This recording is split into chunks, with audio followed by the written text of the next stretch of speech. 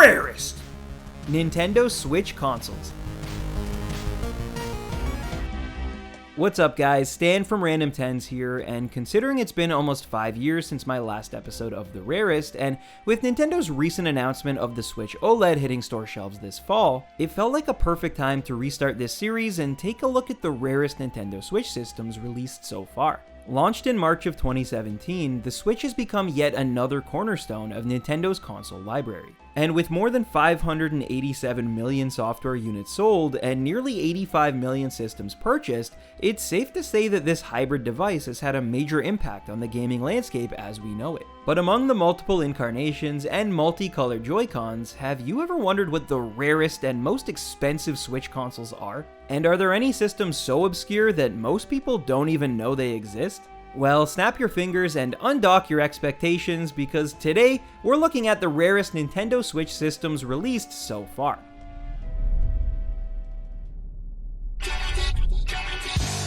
Since launch, the Switch has had plenty of killer games to ensure its player base never gets too hungry between first-party releases. And although its launch title, The Legend of Zelda Breath of the Wild, never dropped as part of a special edition bundle, most of the Switch's biggest IPs have been featured on the hybrid system at some point or another.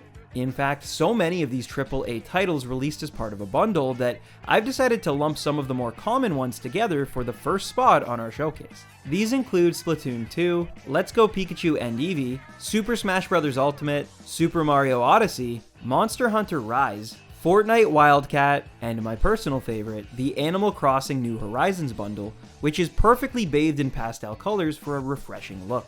Of course, some of these variations have more differences or detail than others, with the Mario Red Odyssey Joy-Cons being released separately in Japan, making this bundle mostly significant for its included carrying case and distinctive box art. But when it comes to rarity, at least in North America, it's the Let's Go Eevee bundle that's the toughest to track down. Because despite possessing the exact same elements inside as its Pikachu-themed contemporary, it appears to have been released with less supply due to being outclassed by the Electric Mouse's unrivaled popularity. Regardless, these global bundles will run collectors anywhere from under retail all the way up to around $700 complete in box, depending on the region and specific model. So whether you want to catch them all for your personal collection, or simply want one in particular to rep your favorite franchise, you might want to hunt your preferred system down before these monsters become pricier to obtain.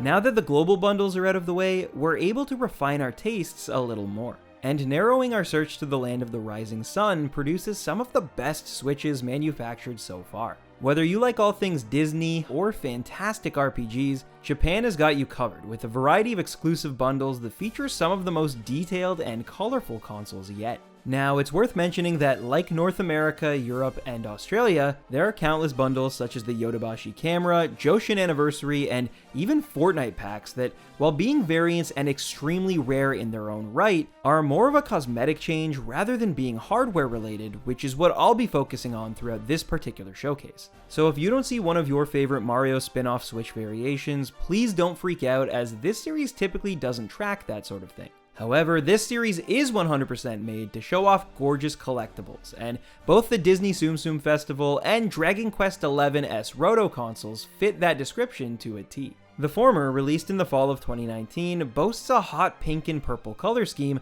along with polka dots and various Disney characters on the back. And while it was rumored to launch with under 100,000 units, it still fetches anywhere from $400 to $700 complete in box, depending on condition and shipping. Whereas less than 10,000 of the Royal Blue Dragon Quest XI Switch were released in Japanese stores during the same period. And along with featuring gorgeous Dragon Quest themed graphics on the dock, Joy-Cons, and system itself, now regularly sells for a similar, if not higher price for a complete in-box version due to the difference in available consoles. So if you have the budget and want something a little less common, it might be worth it to splurge on some import fees for one of these eye-catching special editions. Because between the beautiful artwork and untraditional color schemes, they're sure to make any Switch collection feel a bit more worldly.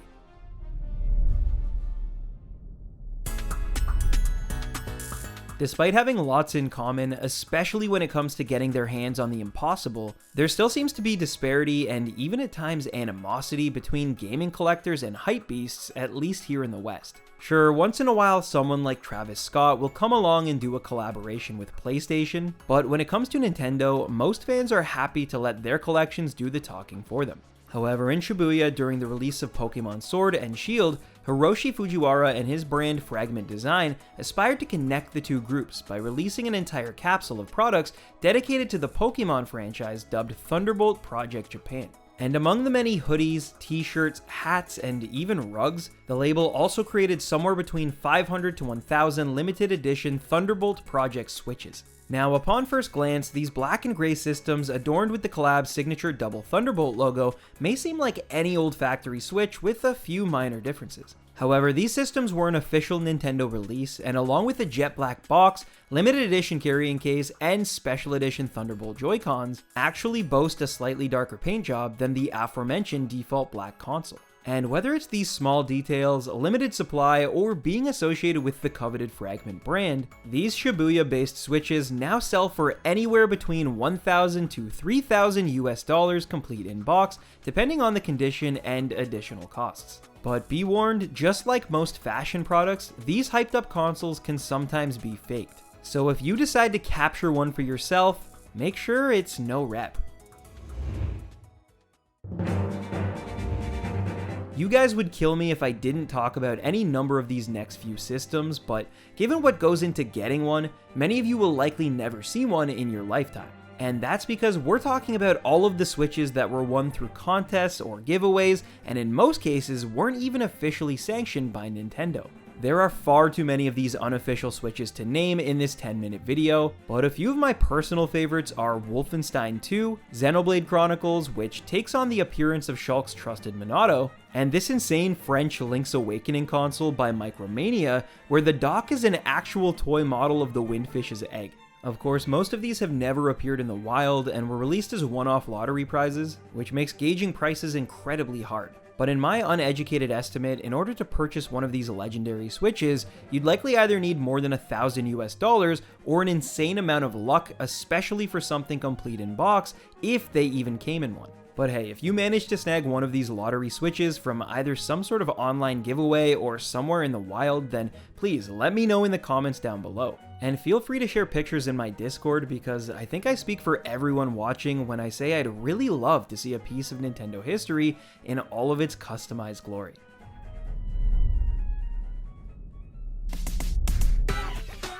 This final entry is without a doubt the most elusive official console in the Switch's vast catalog of colorful variants. And like the previous category of systems, this particular bundle was only made available through a Nintendo-sanctioned lottery in order to promote their latest offering at the time, the Nintendo Labo. This creative toys-to-life experiment encouraged players to build their own software using kits that included sheets of cardboard. And in order to get people excited, they created a contest where gamers could win a Nintendo Switch system designed in a similar manner.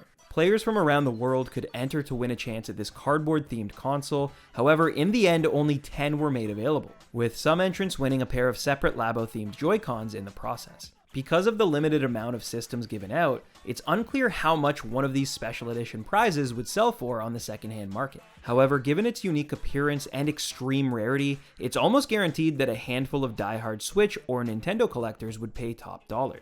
And it might even fetch prices over $30,000 USD depending on its condition. Though it should be said once again that that's just one guy's rough assumption, and given the actual rarity, it could even be a low estimate considering the Labo console is the rarest Nintendo Switch system released so far. So there you have it, the rarest Nintendo Switches released so far, and while it might seem like a lot to remember, I imagine even more will crack the rarity rankings as time goes on, given there's a brand new OLED model coming to store shelves very soon. But hey, if I missed any that you felt deserve more recognition, then let me know. And if you have any personal favorites or Switch-related stories, then please share them in the comments section below. Anyways, that's all for today, but I'm already back at work on another episode for this brand new season of The Rarest. So if you enjoyed, please like, subscribe, and ring that notification bell for more collectible goodness on the channel this summer. Oh, and as I always say, happy hunting, baby rhinos. Peace. Hope you're doing well. Stay safe out there. All the things. See you soon. As always, a massive shout out to my channel members who keep the wheels in motion and make sure I don't die from hunger. If you'd like to join this beautiful crew of diehard supporters, then consider clicking on the link down below, where for $1 a month, you can unlock a bunch of cool perks, including early access, and help me get content out faster. Anyways, look forward to a companion piece to this episode in about 2 weeks or so. I hope you're enjoying your summer, and post a 4-leaf clover emoji in the comment section below if you made it this far. The real ones will know what's up.